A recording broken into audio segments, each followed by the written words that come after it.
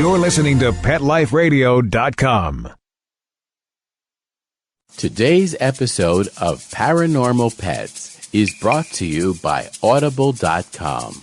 Get a free audiobook download at audiblepodcast.com/paranormalpets. Over 75,000 titles to choose from for your iPod or MP3 player. It's 11 o'clock at night. It's dark. You're sitting in front of the mirror getting ready for bed. There's nobody else in the house. You see something move in the corner of your eye. You glance to your right, but you don't see anything. Another minute goes by, and you think you see movement again.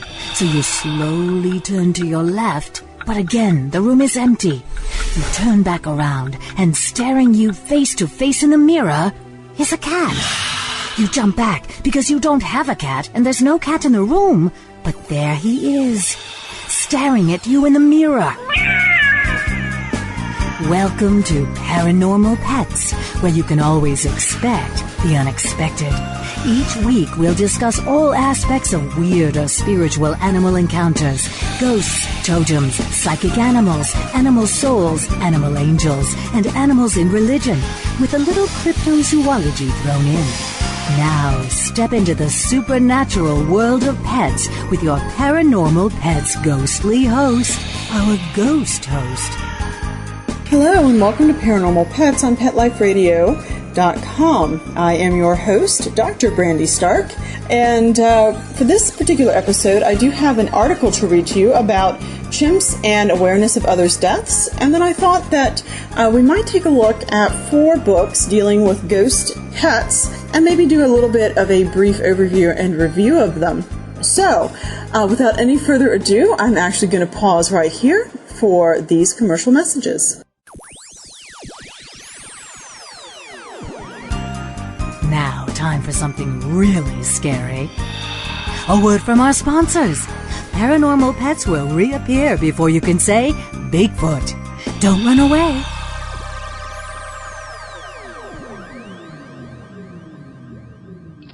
Hey boy, how you doing? What am I doing? I'm creating your own life book. It's a website that's just for you. Remember that picture I took of you pulling off Lisa's bathing suit? Yeah, I know, me too. I'm putting that awesome picture on your lifebook page. We'll see what comments we get. And that great video we took of you standing on the table with your head inside the turkey? That's definitely going on there. No, it's easy. It only took me 2 minutes to set up your page. I chose a great theme, and I can connect with millions of other pet parents. I can also create a memorial lifebook. No, not for Grandma. But we can make one for Fluffy, remember her? And we can even put links to our favorite pet charity. And friends can make donations. People can create their own lifebook for their pets by going to petliferadio.livingyearspets.com. Or they can sign up on the Pet Life Radio homepage.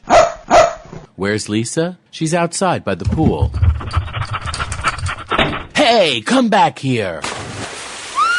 Create your own lifebook for your pet. PetLifeRadio.livingyearspets.com. Hi, and welcome to The Family Pet on Pet Life Radio. I'm your host, Colleen Safford. Each week, we'll focus on different topics: child pet safety, child pet training, just how to make an appropriate pet selection for your family. All of these things will be covered in each one of our episodes. So we hope that you will join us at The Family Pet on Pet Life Radio. Every week on demand, only on PetLifeRadio.com.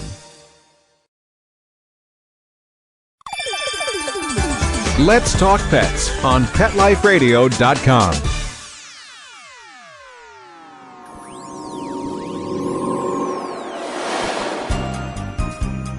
Did you hear that? Our commercials have mysteriously disappeared. Paranormal Pets is back with our haunted host, our ghost host. And welcome back to Paranormal Pets. Today's article comes from Science News, magazine of the Society for Science and the Public. This is actually volume 177, number 11, and I have found this on sciencenews.org. The article is by Bruce Bauer, and the article is entitled, Chimps May Be Aware of Others' Deaths, Captive and Wild Apes React in Intriguing Ways to Losing Comrades. So, and it does have, by the way, a video component as well, which you can see through this link. The article itself reads as such. Pansy the chimpanzee died surrounded by friends and family who cared for her as best they could and reacted to her demise with a silent soberness. Pansy's story, as well as those of two mothers unable to let go of their deceased infants, raises the possibility that chimpanzees know when a companion has died and realize that he or she will never return. Two current studies report in the April 27th edition of Current Biology. Chimpanzees may have a greater awareness of the finality of death than had previously been believed, says psychologist James Anderson of the University of Stirling in Scotland, who directed the study of Pansy's death. Pansy's case provides the first glimpse of chimps' response to a companion's natural death, Anderson says. 2 video cameras in an indoor enclosure at the safari park recorded what happened before and after Pansy's death on December 7, 2008. In the days before Pansy's demise, 3 adult chimps, including her daughter, groomed her regularly. Grooming increased as Pansy's breathing became labored in the 10 minutes preceding death. A male chimp stood over Pansy's lifeless body and pulled at her left arm and then tried to open her mouth. He jumped on the platform where Pansy lay and charged in an aggressive display. After pounding on Pansy's body, he ran off. The next day, the 3 chimps watched silently as keepers removed Pansy's body. None of them slept on Pansy's deathbed for 5 days. For several weeks, survivors did little and ate less than usual. These incidents strengthen the inferences that apes have some sort of conception of death, says chimp researcher William McGraw of the University of Cambridge in England. Primatologist Franz de Waal of Emory University in Atlanta has seen similar reactions to companions' death in captive chimp colonies and calls Anderson's report completely believable. Anderson says it may be more humane to allow elderly apes to die among companions in research facilities and zoos rather than isolating them for treatment or euthanasia. In the wild, chimps' reactions to dead comrades or infants vary greatly from one individual to another, much as in people, comments Elizabeth Lonsdorf of Lincoln Park Zoo in Chicago.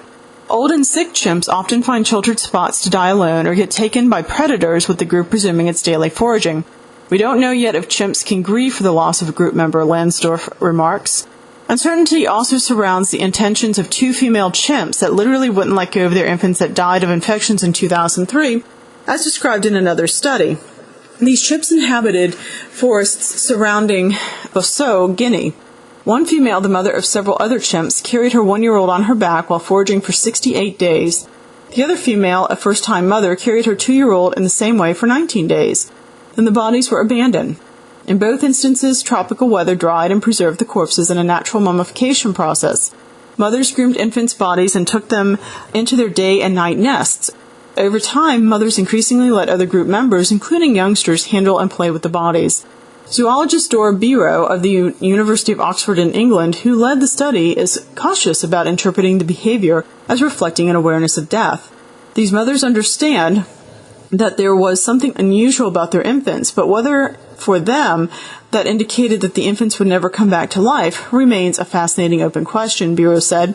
A member of Biro's team observed another Bosso chimp carrying her dead infant for several weeks in 1992. 8 mothers' refusals to let go of dead infants makes evolutionary sense, de Waal says. Close emotional ties to one's youngster prevents chimp mothers from prematurely abandoning sick and near-dead infants, in his view.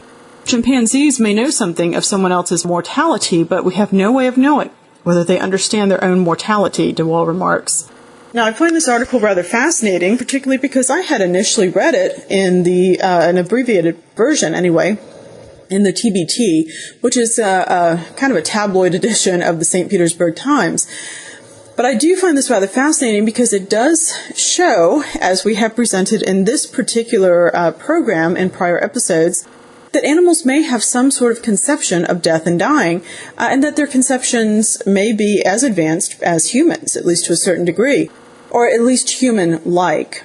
It does also lead, in my opinion, to greater self-awareness, which might actually indicate that animal minds could survive post-death trauma to perhaps create phantasms. I don't know. But I hope they continue to study this, particularly as this might produce more humane results for death and dying within the animal world. For the ghost book section of this particular episode, the 4 books that I have are Pet Ghosts, Animal Encounters from Beyond the Grave by Joshua P. Warren, Doggone Ghost Stories, 13 Hair-Raising Tales of Unearthly Dogs by Karen K. Zweifel, True Ghost Stories, Haunted Animals by Alan Zullo, and Ghost Dogs of the South by Randy Russell and Janet Barnett. These books seem to have a few things in common. I do note that a lot of dog ghost stories are still appearing, and of course this goes very nicely with my dogs and death theory. But I thought what I would do is perhaps start off with the most recently read book, which is Haunted Animals by Alan Zullo. Now, this book is produced by Scholastic, which indicates that it's probably for perhaps a teenager or pre-teen, a tween audience. I would guess maybe the ages of 9 to 13. But do note, I don't have children, so I could be completely off. The book itself was published in 1995, and I do find that rather interesting because in the opening, it does say, some kids claim they have seen ghosts. In most cases, according to investigators, these hauntings involve the spirit of a dead person. But every once in a while, a kid reports that the ghost he or she saw was different because the phantom was an animal. Haunted Animals is a spooky collection of stories about kids who claim to have encountered spirits from the animal world, including pet dogs, a loving cat, a wild horse, and a vengeful wolf. You'll read 9 spine-tingling tales inspired in part by the accounts of those who say they were haunted. The names and places in the stories have been changed to protect everyone's privacy. Can animals really be ghosts? You might think so after reading the eerie stories in this book. Now, considering the fact that the book was actually produced in 1995, this does indicate to me that it is perhaps one of the earlier books of animal ghosts that was actually compiled. And of course, it does appear, based on Alan Zullo's website, which I did find online, that he has an open call out for stories. Unfortunately, on his website, I did try to contact the author via the contact button, and all emails were bounced back, which is a shame because I would have liked to have interviewed him and maybe talked to him a little bit about why he put the book together and, why he chose really a teenage audience. His list of books is actually quite impressive. He has composed quite a number of stories, several of them based upon ghosts themselves. So it's actually a pretty decent book overall, in my opinion. I do like the fact that this particular book, unlike at least 2 others that I have, does not deal exclusively with dogs. There are occasional mixes of animals. There's at least 1 wolf story, a horse story, and a cat story, which I do find rather interesting. So at least a third of the book is something other than the standard dog story. I will warn you that I personally am a huge softie when it comes to animals, and unfortunately whenever you have animal ghosts, it means that you have to have the animal die at some point. And these stories most certainly do go into how the animals die. For the most part, it's relatively humane. Most of the animals seem to die of natural causes, but there is a story or 2 in there that the animals killed for other reasons, and so I will warn you of that. I usually do read these books when I'm home and by myself, primarily because there is invariably 1 or 2 stories in here that do cause me to tear up, particularly because a couple of the animals died due to surgeries or having to be put to sleep due to cancer. And of course, those are always sensitive topics. And then when you deal with a child or a teenager who is also undergoing this process, I don't know, it's just very touching. One of my favorite stories in here, I did like the fact that, again, they had the story of the horse, Alabaster, who was actually from 1800. Some of these ghost stories were rather unique because the animals actually had no relation to the human that they haunted. A couple of ghost stories, in fact, the animals died 100 years prior, and, had these encounters and ultimately saved the lives of at least 2 children. There were 2 stories that fell into this group, and I thought that was quite good. I have found that a lot of stories tend to hit that same cycle over and over again, where it's a person's pet who's died, and hence the interaction, and of course the emotional bond would make sense. But on occasion, it's interesting to see that there are older haunts, and that these animals apparently have managed to maintain a sense of cohesive unity of self, for this time period. Another story that I certainly did like, there are several stories that talk about animals who love their owners so much that they return from the grave for them to protect them. Perhaps one of the biggest tearjerkers was a story called Bingo's Secret, which in summary, there was a young boy who died and his dog was so loyal to him that essentially he died of grief. And the parents did not believe that they could bury the dog with the boy, and so they buried the dog in the backyard, and they were actually haunted by his howling spirit for a time, until at last they dug up the dog's body and they kind of snuck it into the cemetery and buried him next to his boy, and the haunting stopped. Stories like that, they're always a little chilling to me, particularly because, the young boy died of, I believe, leukemia, but the dog was just so loyal. And the family did really try to save him, and there just isn't a lot that you can do in those sorts of cases.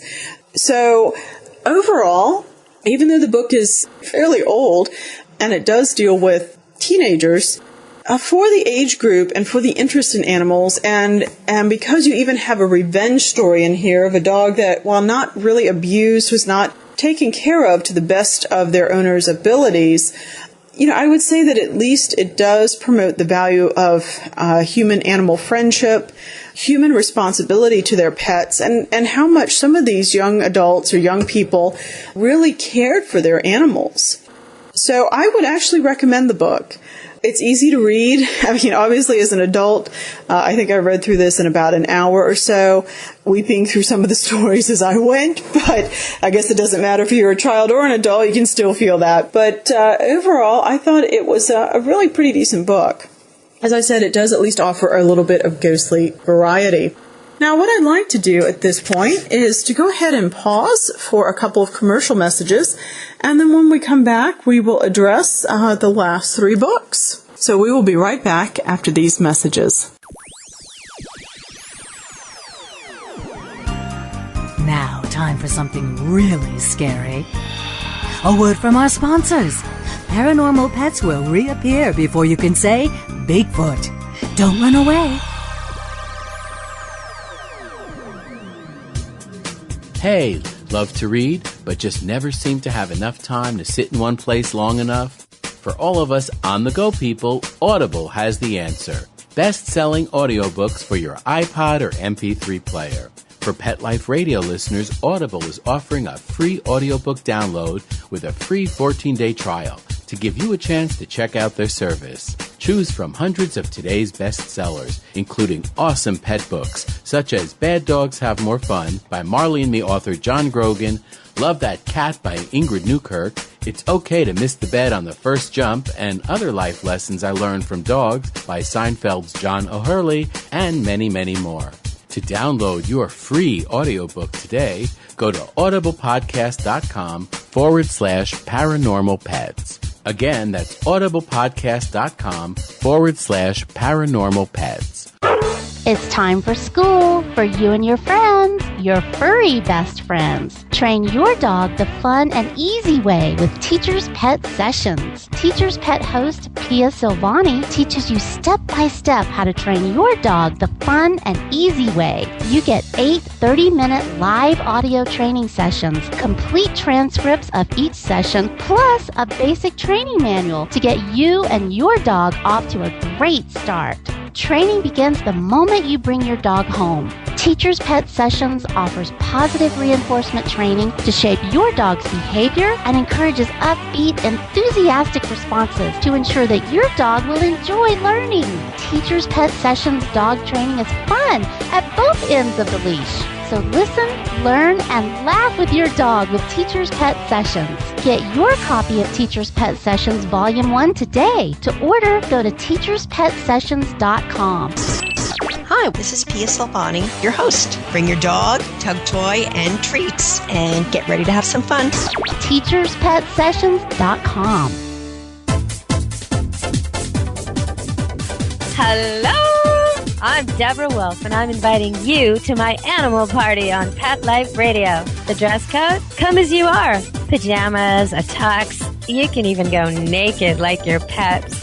Unleash your party animal at my animal party. Guests you know from Animal Planet, TV, radio, the news, and bookstores will be joining me. And that's because after I won Best Pet Radio in America from the DWAA, I got my paw in the door and I met a lot of amazing people. And the best of the best are going to be coming to the party. They're coming to party with us. So join us at the animal party. Don't miss the party. Every week on demand, only on PetLifeRadio.com. Let's talk pets Let's talk pets on Pet Life Radio. Pet Life Radio. PetLifeRadio.com.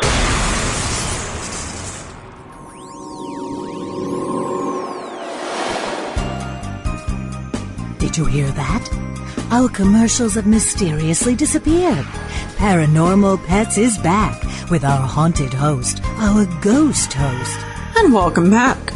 So, as we continue to review these potential resources for folks who are interested in animal ghosts, I thought the next story that I would go to, the second oldest book that I read, was Ghost Dogs of the South by Randy Russell and Janet Barnett. I was actually hoping that the author would be on the show, and hopefully we can set that up for a future edition. The back cover of the book actually reads as such: digging through the rich fields of Southern folklore, award-winning husband and wife authors Randy Russell and Janet Barnett have discovered that dogs' devotion does not always end at the grave. Do dogs return from the other side to comfort and aid their human companions? You bet your buried bones they do. Now, I did do a little research on Randy Russell and Janet Barnett, and it does appear that, in particular, Randy Russell has been associated with higher education, teaching about folklore, and that actually the husband and wife team have written at least 3 other books. As such, I think it's a fairly valuable resource. I would tend to believe, kind of the academic ideal, hopefully, would help them to narrow down truly the most fascinating of the dog folklore. Now, I did find it most interesting because this book does have a multiple series of points of view. Unlike other ghost books in which it's always kind of an objective narrative, the authors here move around a little bit. One story actually comes from the point of view of a living dog who is I believe a golden retriever, if memory serves. She and her owners, a young couple, come across a headless ghost in the middle of the forest. And of course, in the realm of folklore, they don't go running and screaming away because the ghost speaks to them and explains his predicament, that his body is buried, missing the head, and because he is missing the head or the skull at this point, he cannot rest. And it's interesting because he ends up taking a liking to the dog, and the dog takes a liking to him. And that is most unusual because normally when you read stories, it's always the dog reacting badly to the ghost. And ultimately, he does find peace. The skull is eventually found.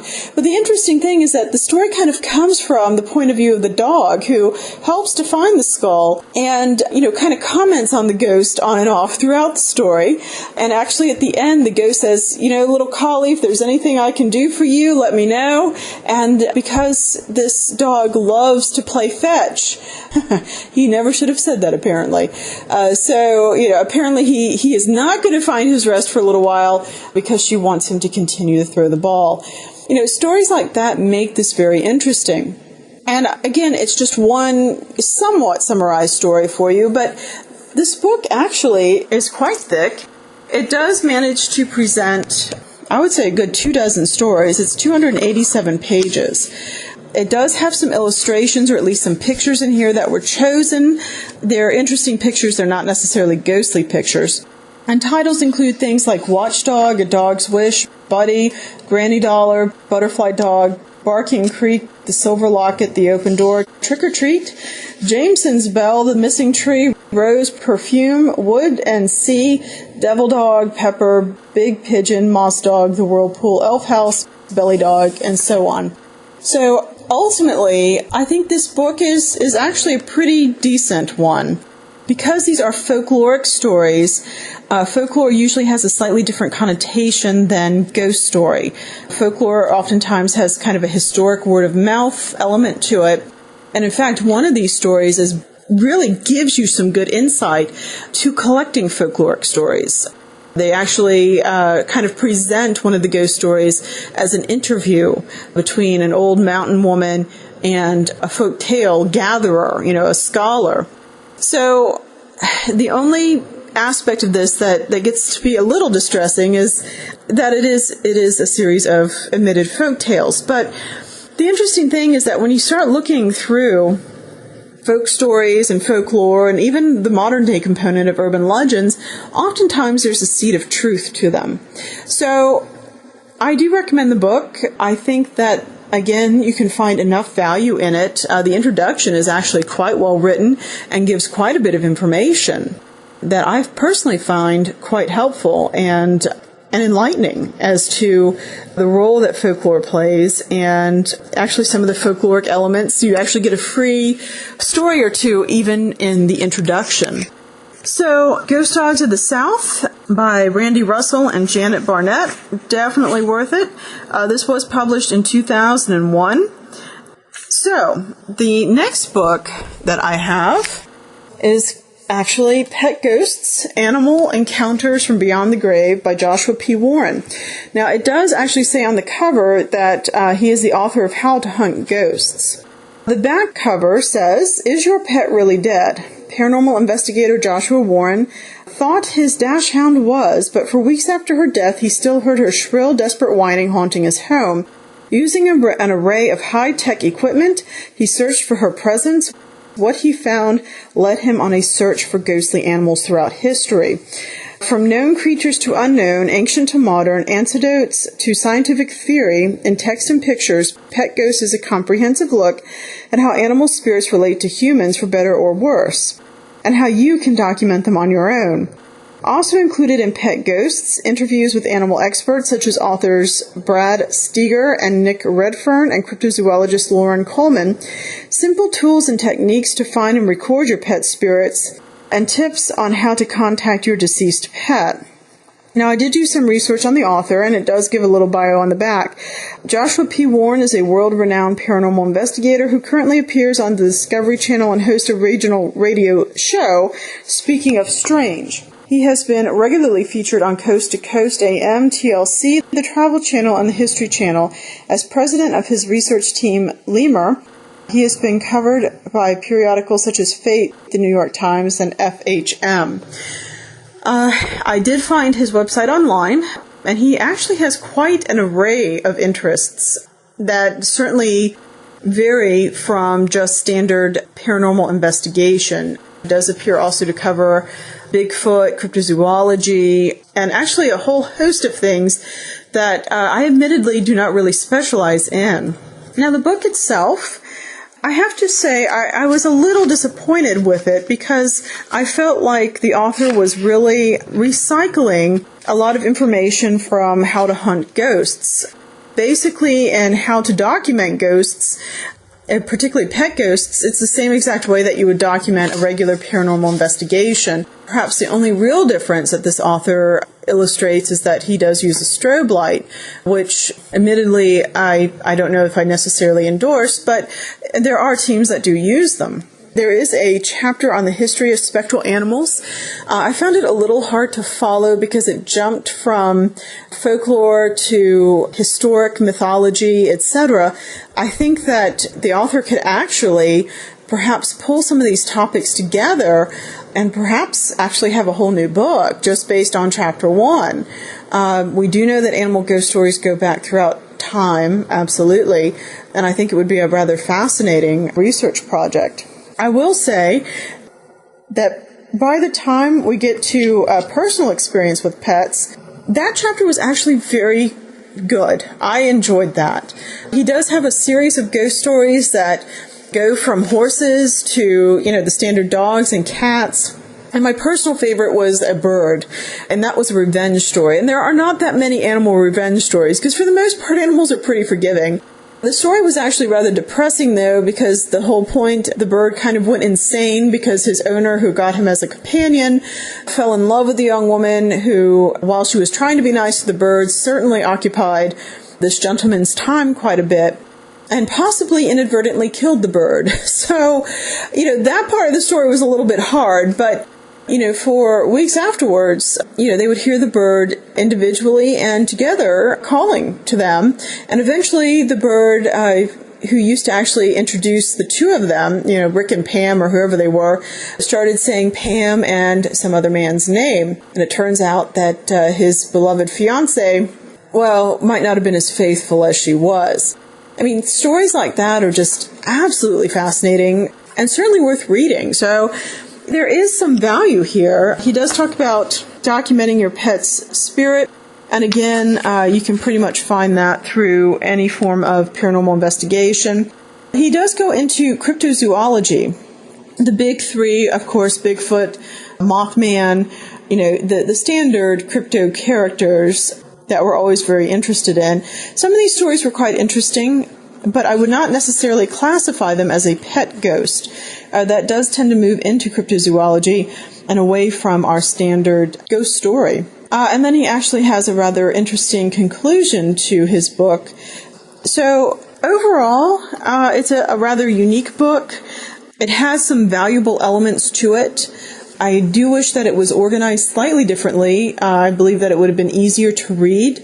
And I believe that some of the cryptozoological elements perhaps should have either tied in a little bit more or perhaps been pulled completely from the book and put into separate books on their own.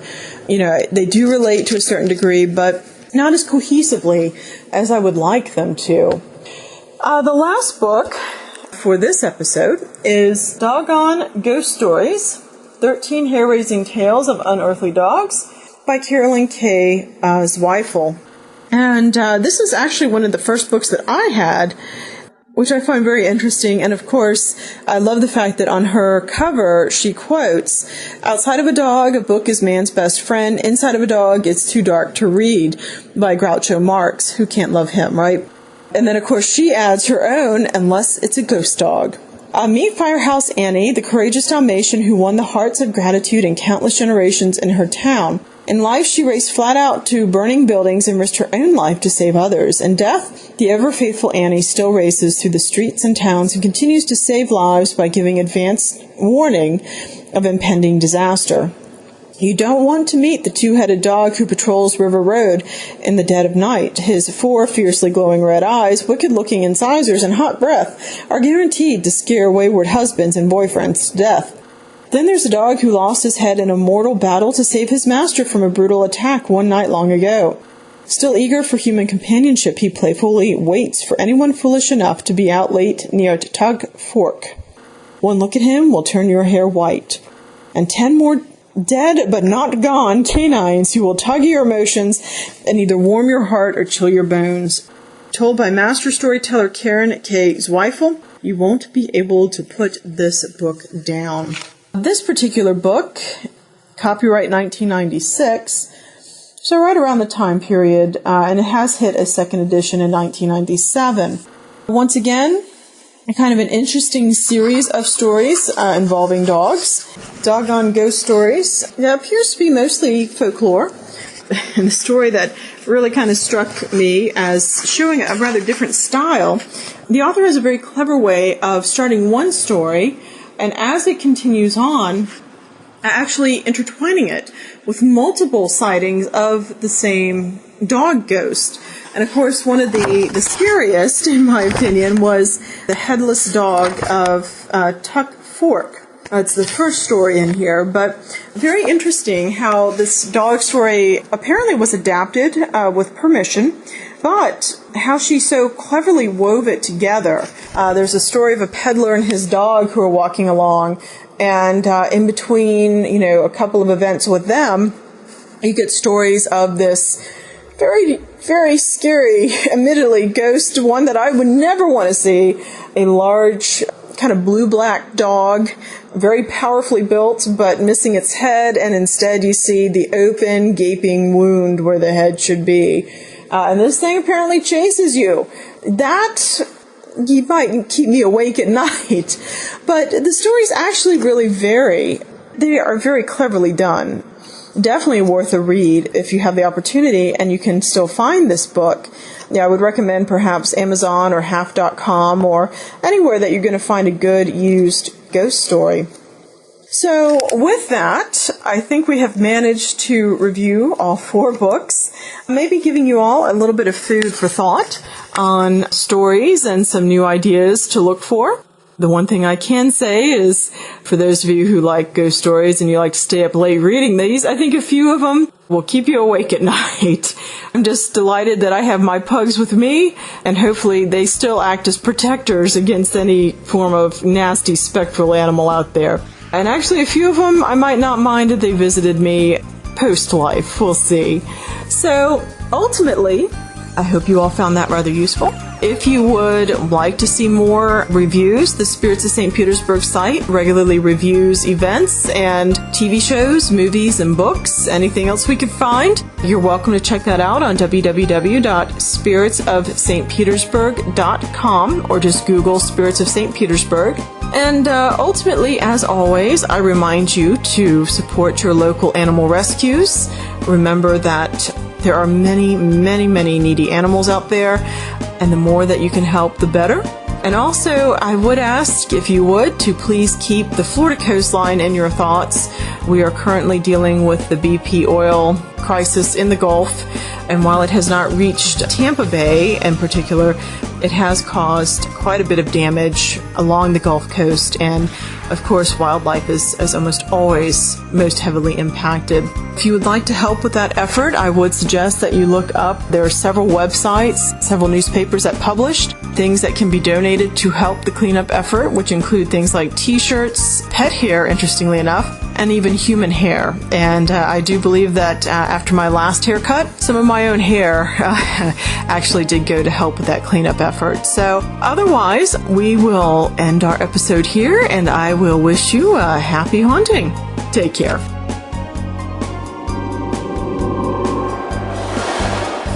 Pet Life Radio presents Paranormal Pets, where you can always expect the unexpected.